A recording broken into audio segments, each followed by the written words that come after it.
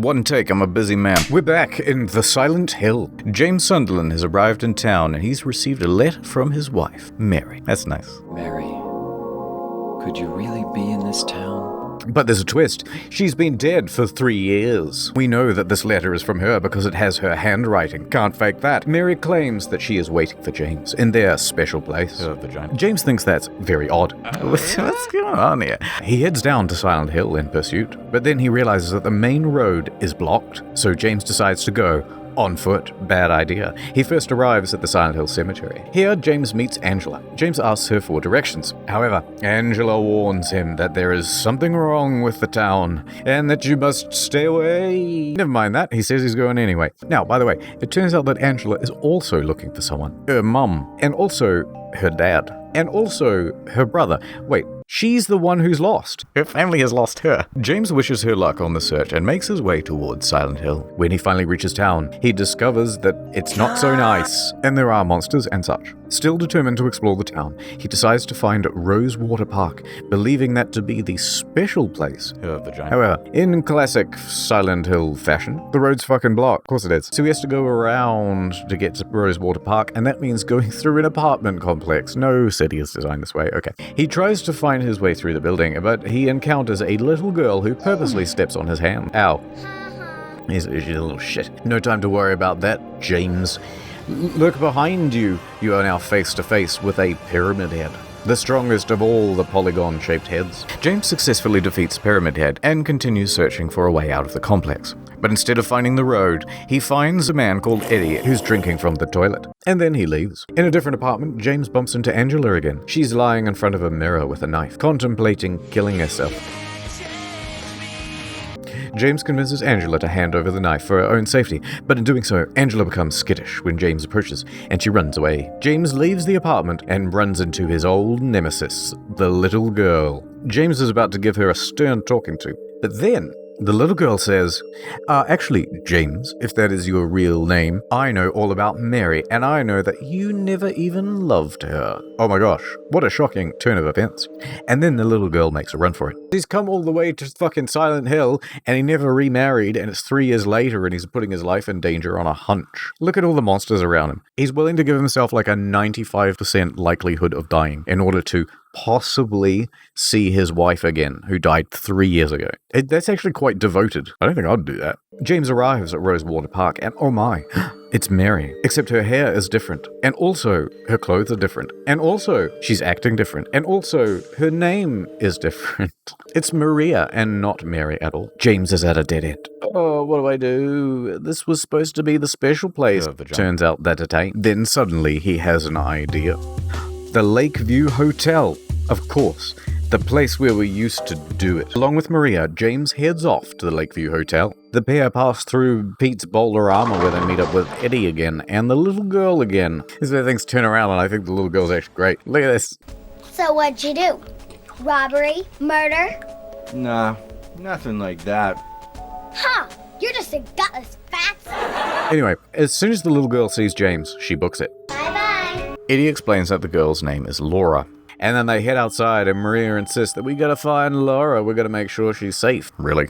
James and Maria see Laura head into the Brookhaven Hospital. While looking for her in the hospital, Maria falls ill and decides to rest in the hospital. James continues looking and soon finds Laura. James goes right in and he says, "Oh, you little shit. My wife's been dead for years. How do you know all this stuff?" So Laura tries to kill him again by locking him in a room with monsters. What the fuck? After James defeats the monsters, the hospital suddenly changes into the dark version. The upside down place from Stranger Things. The Nether from Minecraft. The dark place from Silent Hill. James goes back to see Maria, only to find that she's missing. Oh, for God's sake, Scooby-Doo and the gang, you gotta stop splitting up. Just walk together in a big group, nothing bad ever happens. He later finds her in the basement, and she's mad. She claims that James abandoned her and doesn't care whether she lives or dies. You don't even care. After this tiff, they continue to look for Laura, despite the fact it's like 3 times she tried to murder James. Never mind that. Oh my God, it's Pyramid Head, he's back. Oh no, they're gonna look at him at just the right angle and try to use him to measure how long the seasons will be. It's an Egyptian reference. Alright, they try to escape through an elevator, but the elevator doors jam. Oh no! And Maria is killed. No! Oh, Maria's death makes James sad. He decides that he needs to focus on fighting Mary, though. Everyone else is kind of getting in the way, to be honest. In order to get to the Lakeview Hotel, James needs to get a rowboat from the marina. And it turns out the only way to get to the marina is by going through the Silent Hill Historical Society. Alright, so it turns out that the Historical Society is built atop a Toluca prison. James throws all caution to the wind, as he does for the entire game pretty much, and jumps down a big black hole. No discernible bottom. He dies. Silent Hill 3, next week. No, he ends up in a series of labyrinths within the prison. Within the labyrinth, James miraculously finds Maria alive and locked in a cell. However, Maria talks strangely of memories shared between only James and Mary. How could she have known? Then she talks of a videotape that he and Mary made during their last visit to Silent Hill. Oh no. James attempts to free Maria from the cell, but once on the other side of the bars, he finds, oh shit, that's actually a good twist, Maria's corpse on the bed. She was dead in it. Let me submit that creepypasta to No Sleep on Reddit. Exploring the labyrinth more, James finds a newspaper clipping. Angela had murdered her alcoholic father and brother, both of whom had... I'm not saying that. They got the Harvey Weinstein treatment. The mother did nothing to help or actively abetted the thing. James then finds Angela in a different cell. I must help to save you from this monstrous, grotesque representation of your father's badness.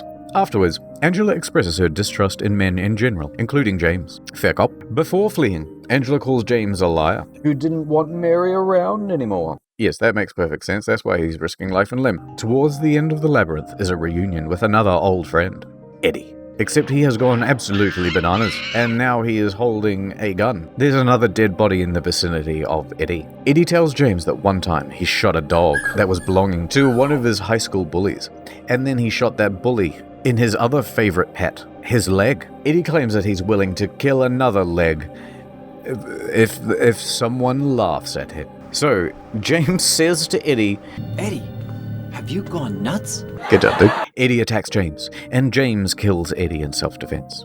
And then James is sad again. James takes another look at the letter from Mary, only to find a plot twist. It's blank. Did the letter not exist? What's going on? So, James finally makes it to the marina and rows his way out to the Lakeview Hotel. James finds Laura in the hotel's restaurant. Laura gives James an actual letter by Mary. Ah, of course, you must have swapped them.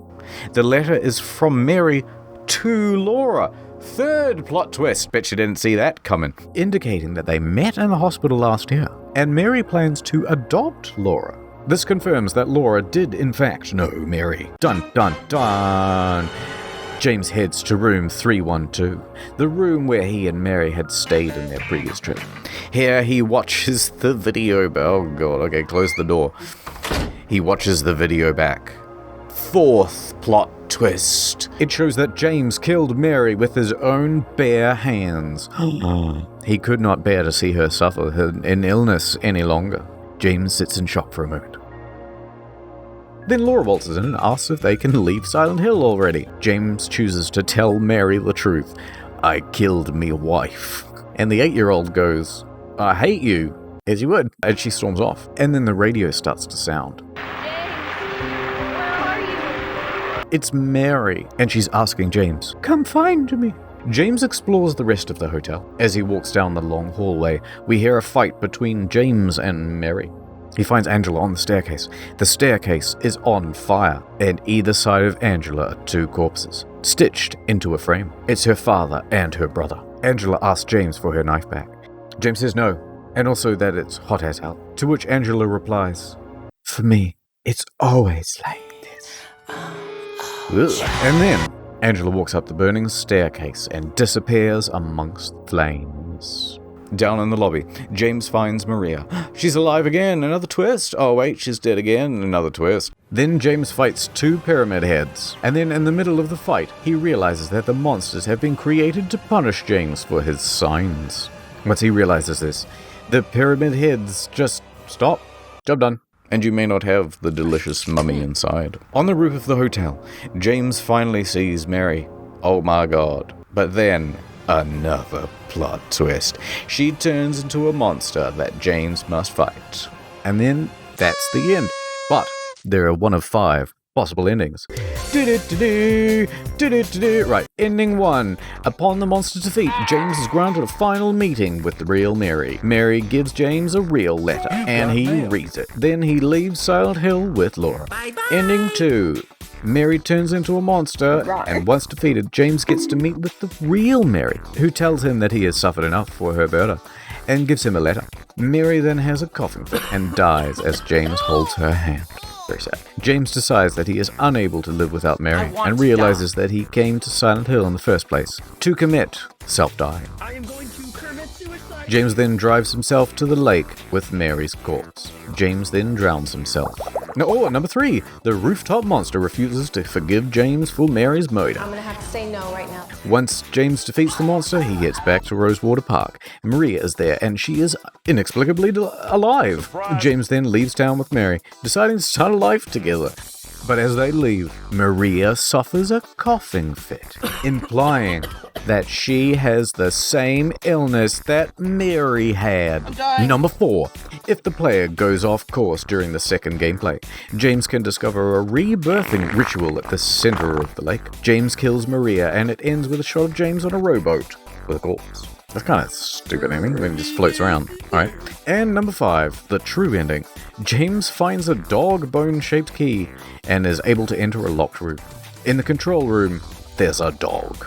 The dog that Eddie admitted to shooting because of the bully. Do not bully. James finds that the dog was the puppet master of the whole thing.